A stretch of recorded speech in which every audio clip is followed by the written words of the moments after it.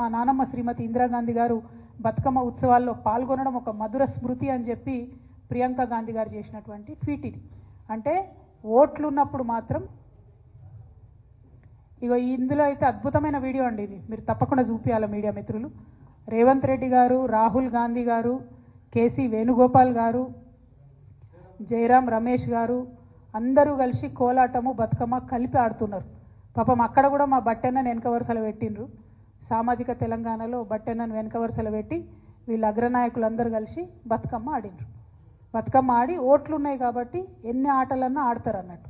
కానీ ఓట్లు అయిపోగానే తెలంగాణ బతుకమ్మ ఎవరిది, ఎవరు ఆడినరు, ఎందుకోసం బతుకమ్మని చేయాలి, ఎందుకోసం మరి మేము బతుకమ్మను గౌరవించాలి, తెలంగాణ తల్లి చేతుల బతుకమ్మ ఎందుకు ఉండాలి అని వాళ్ళ వెర్రి ప్రశ్నలు, వింత ప్రశ్నలు, వితండవాదం చేస్తున్నారు.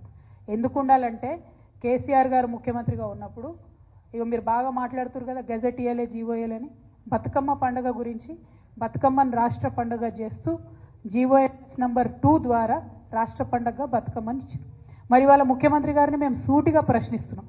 రాష్ట్ర పండుగ అయినటువంటి ఈ బతుకమ్మ పండుగను అవమానించే విధంగా మాట్లాడుతున్నటువంటి మీ మంత్రులను, మీ కాంగ్రెస్ పార్టీ నాయకులను వాళ్ళ మీద మీరు ఏం చర్యలు తీసుకుంటారు? ఇది మన రాష్ట్ర పండుగ అని అధికారికంగా ప్రకటించుకున్నాం. రాష్ట్ర పండుగను అవమానపరిచే విధంగా మేము చేసుకోము, మాకు సంబంధం లేదు, ఎవరు చేసిండ్రు, ఎక్కడ చేసిండ్రు అని వింత ప్రశ్నలు మాట్లాడుతున్నటువంటి మీ నాయకులకు మీరు ఏం ఏం ఏం శిక్ష వేస్తారు? అంటే ఆంబోతులను వదిలినట్టు ఆడబిడ్డల పండుగ మీద మాట్లాడడానికి మీరు మీ మంత్రుల్ని, నాయకులను వదిలిపెట్టినరా? ఇది వాళ్ళ చెప్పాలి మీరు. ఎందుకంటే ఎటు పడితే మాట్లాడడం, ఆడపిల్లలే కదా మమ్మల్ని అడగర్లే అని మీకేమన్నా ఎందుకింత అభిజాత్యం నాకు అర్థం కాదు. ఎందుకింత పొగరు, ఇట్లా ఉంటుందా? ఎందుకింత పిరికితనం అని కూడా ఒకసారి ఆలోచించుకోవాలి.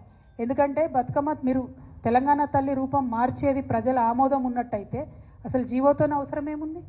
ఇంకో రకంగా పెడితే కేసులు పెడతామని బెదిరించేటట్టు గెజెట్ ఇవ్వాల్సిన అవసరం ఏముంది? ఇంత పిరికితనం ఏంది? ముఖ్యమంత్రి గారు ఇవాళ ప్రతి జిల్లాలో ఒక చిన్న పోస్ట్ సోషల్ మీడియాలో పెడితే వాళ్ళ మీద కేసులు పెడుతున్నారు. వాళ్ళ మంత్రులు ఫోన్ చేసి బెదిరిస్తున్నారు, వాళ్ళ నాయకులు ఫోన్ చేసి బెదిరిస్తున్నారు.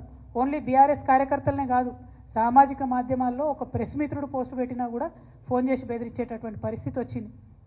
మీకు తెలియదానే మీరు చూడలేదా ఎన్ని తిట్లు తిట్టిరు కేసీఆర్ గారిని? పెట్టినరా కేసీఆర్ గారు కేసులు? ఒకసారి ఆలోచన చేసుకోవాలి. ఇవాళ యూట్యూబ్లు నడుపుతున్న మిత్రులు కావచ్చు, ఇవాళ మీడియాలో యాక్టివ్గా ఉన్న మిత్రులు కావచ్చు, సోషల్ మీడియా మిత్రులు కావచ్చు, మరి ఇంత పిరికితనం ఈ గౌరవ ముఖ్యమంత్రి గారికి ఎందుకుంటుంది అన్నది ఒక్కసారి మనందరం కూడా ఆలోచించుకోవాలి. కానీ పిరికి ముఖ్యమంత్రి గారికి మేము చెప్తా ఉన్నాం, మీరు ఎన్ని జీవోలు ఇచ్చినా, ఎన్ని కేసులు పెట్టినా ఊరూరా ఊరేగించి మరీ మా ఉద్యమ తల్లిని నిలుపుకుంటాం. డెఫినెట్గా వందల వేల సంఖ్యలో తెలంగాణ తల్లి విగ్రహాలను ఆవిష్కరణ చేస్తాం. తెలంగాణ జాగృతి ఆధ్వర్యంలో చేస్తాం, బీఆర్ఎస్ ఆధ్వర్యంలో చేసుకుంటాం. తెలంగాణ వాదులం, తెలంగాణ ప్రేమికులం అందరం కూడా కలిసి ఊరూరా నిలబెట్టుకుంటాం విగ్రహాలు. మీరు మారిస్తే మా గుండెలలో ఉన్న తెలంగాణ తల్లి బొమ్మ చెరిగిపోదు. మీకు ప్రజలు అవకాశం ఇచ్చారు, వీలైతే 10 మంచి పనులు చేయండి. కానీ ఇట్లాంటివన్నీ చేసి తెలంగాణ ప్రజలను, తెలంగాణ వాదుల్ని బాధ పెట్టొద్దని కోరుతా ఉన్నాం. ఈ చర్చ అంతా కూడా వాస్తవానికి మీరు అభివృద్ధి చేయలేకపోతా ఉన్నారు కాబట్టి ఒక డైవర్షన్ కోసం మీరు వాడుకుంటున్నారని చెప్పి మేము బలంగా నమ్ముతూ ఉన్నాం. మేము మిమ్మల్ని మళ్ళీ ఒకసారి కోరుతున్నాం, మాకు ఇష్టం వచ్చిన తల్లిని మా ఇష్టం వచ్చిన దగ్గర పెట్టుకునేటటువంటి స్వేచ్ఛ, స్వాతంత్రం తెలంగాణ రాష్ట్రంలో తెలంగాణ ప్రజలకు ఉండాలి. దానికి మేమే మార్గదర్శకంగా ముందుంటాం. మీరు ఎన్ని కేసులు పెట్టుకున్నా భయపడేది లేదని తెలియజేస్తూ, బతుకమ్మ మీద మరొక్కసారి మాట్లాడే ముందు మంత్రులైనా, కాంగ్రెస్ నాయకులైనా ఆలోచించి ఆడబిడ్డలు మీరు మాట్లాడే ప్రతి మాటను కూడా గమనిస్తున్నారన్న విషయాన్ని ఆలోచించి ఒళ్ళు దగ్గర పెట్టుకొని మాట్లాడాలని చెప్పి హెచ్చరిక చేస్తూ ఉన్నాం. Thank you. జై తెలంగాణ.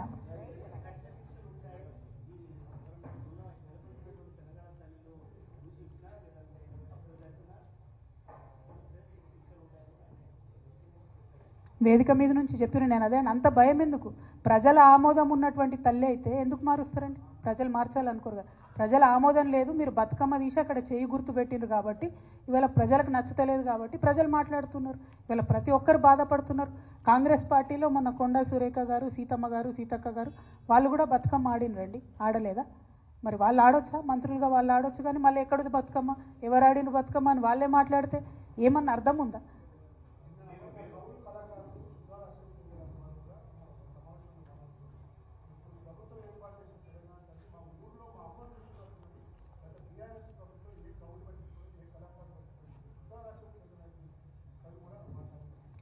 నేను ఒకటే చెప్తా ఉన్నా అండి, భిన్నాభిప్రాయాలు ఉండొచ్చు. ఒకనాడు ఉద్యమంలో తెలంగాణ తల్లిని పెట్టినప్పుడు దాదాపు నెల రోజులు చర్చ చేసి అందరి మేధావుల ఒపీనియన్ తీసుకొని తెలంగాణ ఉద్యమ సందర్భంలో ఎట్లా తెలంగాణ తల్లి ఉంటే బాగుంటుంది, మన ప్రత్యేకత చూపించేటటువంటి విగ్రహం ఉండాలి అనేటటువంటి ఆలోచనలు చేశారు. ఇవాళ వీళ్ళు ఒక విగ్రహం పెట్టిండ్రు, మొత్తం సీక్రెట్, ఎక్కడ విగ్రహం తయారైందో ఎవరు డిజైన్ వేసిండ్రో మొత్తం రిలీజ్ అయ్యేదాకా కూడా చెప్పుకోలేదు. అంటే అంత నిర్బంధంగా ఒక విగ్రహాన్ని తయారు చేసేటటువంటి దుస్థితి ఇవాళ ప్రజాస్వామ్యంలో ఉండడమే నిజంగా అవమానకరం. ఓపెన్గా ఉండాలి. ఇదే ఆర్టిస్టులు, ఇదే పోయట్లు ముందే చెప్పేది ఉంటుంది, ఓపెన్గా డిక్లేర్ చేసేది ఉంటుంది. ఈ ఫామ్లో పెడదాం అనుకుంటున్నామని ప్రజల నుంచి సూచనలు ఆహ్వానించని ఉంటుంది, ప్రజల నుంచి అందరి నుంచి ఆమోదం తీసుకొని పెట్టని ఉంటుంది. ఎవరు వద్దన్నారు? అంత సీక్రెట్గా పెట్టడానికి ఇదేమన్నా ఫ్యూడల్ వ్యవస్థనా, నాజీ ప్రభుత్వమా, ఏంది ఇది? ఎందుకు అట్లా ఉండాలి?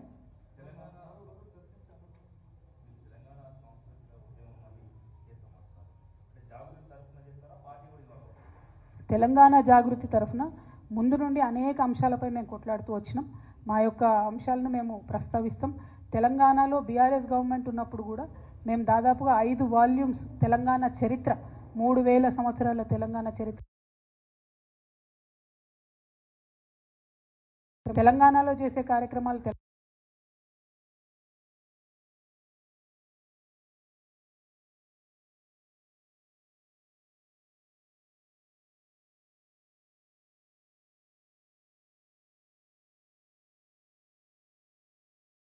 దుబాయ్ దాకా తీసుకుపోయి మేము బుర్జ్ ఖలీఫాలో అద్భుతంగా నిలబెట్టుకున్నాం. జై తెలంగాణ అనే నినాదం ఆడ కూడా వినిపించినాం. సో మేము డెఫినెట్గా వదిలిపెట్టాం. మా ప్రయత్నం మేము చేస్తూనే ఉంటాం. రాజకీయ పార్టీలను పిలవలేదండి. మేధావి వర్గాన్ని, తెలంగాణ సాంస్కృతిక ఉద్యమంలో కీలక పాత్ర పోషించిన వాళ్ళందరినీ కూడా పిలవడం జరిగింది.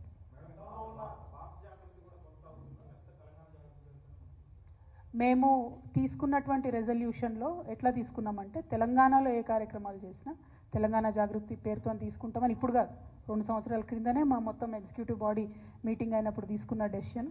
తెలంగాణలో ఏ చేసినా తెలంగాణ జాగృతి పేరు మీదనే ఉంటుంది. నేషనల్ వైడ్ పనిచేయాల్సినటువంటి అవసరం వచ్చినప్పుడు భారత్ జాగృతి పేరుతో చేస్తామని ఒక 2 ఇయర్స్ కిందనే రెజల్యూషన్ తీసుకున్నాం. మేము మాకు ఆ విషయంలో పూర్తి స్పష్టత.